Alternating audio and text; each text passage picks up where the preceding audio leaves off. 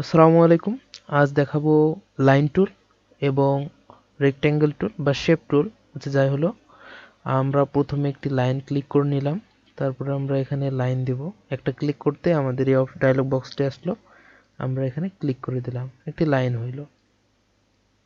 এটা সাধারণ একটি লাইন, কিছুই না। এখান থেকে এটাকে ছোট বড় করা যাবে এবং আপনারা সোজা করতে চাইলে এটা অনেক কষ্টকর সোজা করা।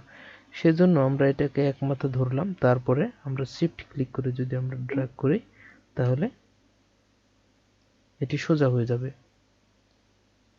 এবং এটিকে স্টক দিয়ে আমরা মোটা চিকন করতে পারি।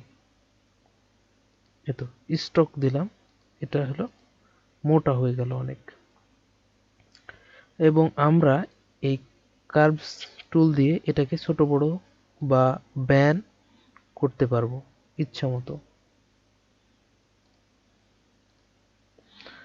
আচ্ছা, আমাদের লাইন টুল অনেক কাজে আসে, ডিলিট করে দিলাম।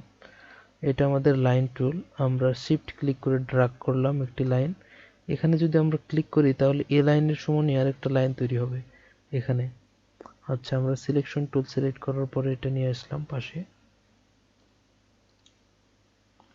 আচ্ছা, তারপরে আমরা এটাকে অল্টার চেপে ধরে ড্র্যাগ করে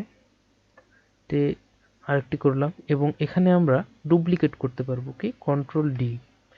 তাহলে সেম রেশিওতে একই সাইজের একই জিনিস বারবার হতে থাকবে, এটাকে বলে ডুপ্লিকেট হওয়া। আমরা এভাবে করতে পারি। এবং আমাদের এটি দেখেন যে এটি আমাদের স্টক হয়ে আছে। আমরা স্টককে যদি ফিল করতে চাই তবে আমরা যাব অবজেক্ট এবং এখান থেকে এক্সপ্যান্ড, তারপরে ফিল ওকে আছে, তারপর ওকে। বাস, আমাদের এটি কি স্টক থেকে ফিলে পরিণত হয়েছে। আচ্ছা, এবং লাইন টুলের আরো অনেক কাজ আছে। আমরা লাইন টুল দিয়ে আরো অনেক কাজ করতে পারি। ধরুন আমাদের এখানে অনেক লাইন টুল আছে, আমরা কিন্তু একটাও দেখতে পাচ্ছি না। আমরা যদি সিলেক্ট করি তাহলে দেখতে পাবো, কিন্তু আমরা যদি একে ডিলিট করতে চাই, যে আমাদের কাজ আছে পুরাটা জুড়ে, কিন্তু পুরাটা জুড়েই এই লাইনগুলো আছে, তা আমরা এটাকে ডিলিট করব কিভাবে? আমরা কন্ট্রোল,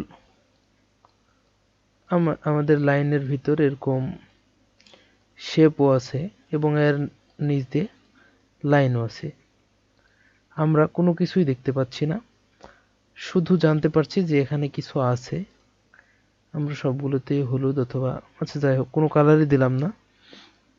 আমরা এখান থেকে লাইন টুলগুলো কি করে ডিলিট করব? আমরা কন্ট্রোল এ দিলাম, সবগুলো সিলেক্ট হলো। আমরা এর মধ্যে অথবা এই ম্যাজিক সিলেকশন টুল দিয়ে আমরা শুধু একটি লাইনকে ক্লিক করলাম, সবগুলো সিলেক্ট হচ্ছে কারণ সবগুলোই লাইন, এখানে কোনো পাথ নেই। আচ্ছা, এগুলো ডিলিট করে দিই। দিয়ে আমি কিছু পাথ ফিল দিয়ে কিছু পাথ আঁকি। আচ্ছা, এবার আমি কিছু লাইন আঁকি। আমি লাইনগুলোর কালার নেই কোনো। তারপরে আমি এখানে সিলেকশন টুল সিলেক্ট করে কন্ট্রোল এ দিয়ে সবগুলো সিলেক্ট করে নিলাম। তারপরে যদি আমি ম্যাজিক টুল দিয়ে শুধু এই লাইনের একটিকের উপর যদি ক্লিক করি তাহলে সব লাইন সিলেক্ট হয়ে যাবে এবং ডিলিট করলে শুধু লাইন ডিলিট হবে। এটি আমাদের ম্যাজিক সিলেকশন টুলেরও একটি কাজ এবং এখানে লাইনেরও একটি কাজ, কারণ আমাদের লাইন নিয়ে অনেক কাজ করতে হয়। তে লাইন আমরা কি পেন টুল দিয়েও তৈরি করতে পারি এবং লাইন টুল দিয়েও করতে পারি। লাইন টুলের আরেকটি কাজ হলো, আমরা লাইন টুল সিলেক্ট করার পরে শিফট ক্লিক করে যদি ক্লিক করি তাহলে আমরা সিলেকশন টুল দিয়ে সিলেক্ট করলাম তিনটি এবং এখান থেকে এসে ডিভাইডেড ক্লিক করলে আমাদের এটি ডিভাইডেড হয়ে যাবে এবং এটি ডিভাইডেড হলেও একই থাকবে এবং এটিকে আমাদের রাইট ক্লিক করে আনগ্রুপ করা লাগবে, তবে আমরা এটা আলাদা করতে পারবো। লাইন টুলের এভাবে অনেক কাজ হয়। আরও অনেক কাজ আছে যেটা আমরা অন্য কাজ করতে গিয়ে আপনাদেরকে জানাবো। আজ এ পর্যন্তই, পরের ভিডিওতে দেখা হবে ইনশাআল্লাহ।